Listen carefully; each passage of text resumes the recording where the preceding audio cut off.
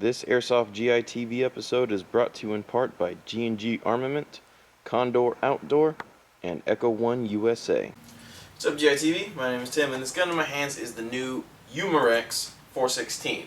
Now, Umarex doesn't make this gun. In fact, I don't know if they make any guns. So this gun is actually OEM'd by VFC.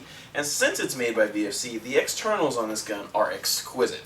Everything on the outside is made of aluminum. The rail system, the barrel, the upper and lower receiver, everything metal on this thing is made of aluminum. So it's a very solid gun, but it's also very lightweight.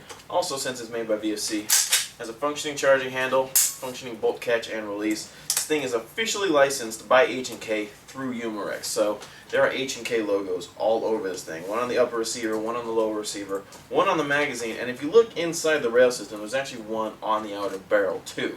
So there's about 4 H&K logos on this thing, probably more that I haven't found yet. This gun comes with a crane stock, which is not aesthetically accurate to the 416, but it's great for airsoft because it holds the battery in the back, it hides the wires, and it allows you to adjust the stock to your preferences. So the crane stock is a great feature for most airsoft guns. Also, since this is made by VFC, it has VFC's rock solid internals, but it also means it probably has a really high rate of fire. It probably shoots about 400 FPS at about 20 BBs a second. I don't know because I haven't chronoed the gun yet, so let's go do that. What's up, GI? This is just a quick reminder to always have fun when you're playing airsoft, but be safe, use common sense, and follow the law. Do not take your airsoft guns out in public, especially not to school. You don't want to be the one that gets airsoft banned for everybody, now do you? Alright, I have our chrono set up and we have our magazine ready to go. I need to talk a little bit about this magazine because VFC takes realism very seriously. That's why they spend a lot of time making their guns look fantastic, and they spent a lot of time on this magazine as well. It's nice and shiny just like the real one, it has the real HK trademarks, and it doesn't have a winding wheel at the bottom. This is a high capacity magazine and it holds 320 rounds, but they've eliminated the wheel so that it looks more like a real magazine. But how are you supposed to wind it, you might ask? The magazine comes with this winding tool. If you lose this tool, you're going to have to make one yourself or come up with some way to wind it, because the only way to wind this high cap is through this little hole that's right above the HK trademarks, so that once you have your BBs in here, you can spin this thing to load your high cap properly. If you lose that tool, you won't be able to use this magazine. So when you buy this gun, make sure you find a safe place to put your winding tool. Watch them flee. Watch them flee. Watch them flee. Hip hop heads. You do it like this.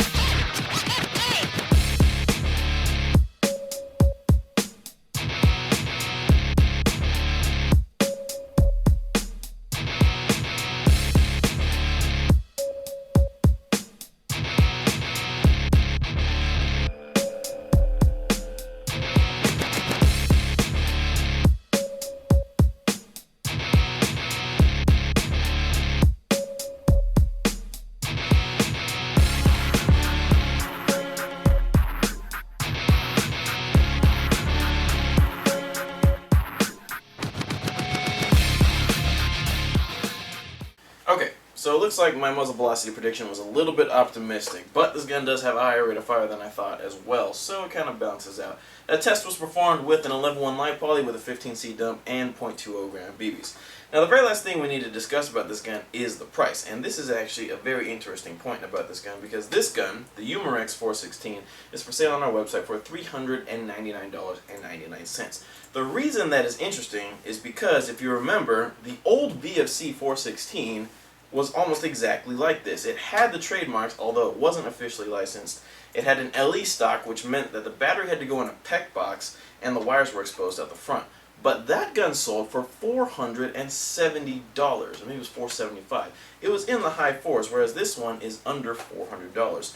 So Umarex have essentially, improved on the design by giving it a crane stock to hide the wires, so you don't need a PEC box on this gun anymore. It's officially licensed by H&K through Umarex, which means that H&K is getting the credit for designing this gun, and it's cheaper than the old VFC. That is pretty interesting because most of the time when you buy officially licensed guns, they're usually $5 to $10 more expensive than the gun that it replaced. that didn't have trademarks or that wasn't officially licensed. So check out this gun, the Umarex HK416, as well as the other cool new HK guns that are on our website at airsoftgi.com.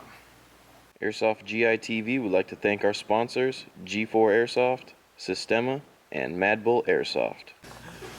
So I was driving Z's car, and in addition to it being the worst car ever in the world, I was looking at his speedo, and I was in 4th gear at like 2,500 RPMs, and it told me I was doing 70. I'm like, no way. This is the most optimistic speedometer in the world. Right? And I talked to Z. I'm like, Z, your speedometer is freaking broken, right? There's no way in 4th gear 2,500 I'm doing 70. And he's like, oh, no. It's in kilometers. I'm like, oh, is that how you make yourself feel faster? What'd he say? He just laughed and walked off. So I'm trying to think. I'm like, okay, the last time Z told me that he was hauling ass down the freeway, was doing 120. That's actually more like 70 miles an hour. Yo, come here. Me? Yeah, you. What's up? Stand right here. I'm not gonna be. Am I with Pwned? No, I'm with Pwned. You're Pwned. What's up, man? You're a tall Pwned. Sit back down, Pwned. I like this shirt. Except I have a buddy that has the exact same shirt. So, it just like compounds whoever's to the right of both Fucking of us. double noob? Yeah, to the left of both of us. He's not passing the card over? Yeah, I'm not with noob, I'm with noob.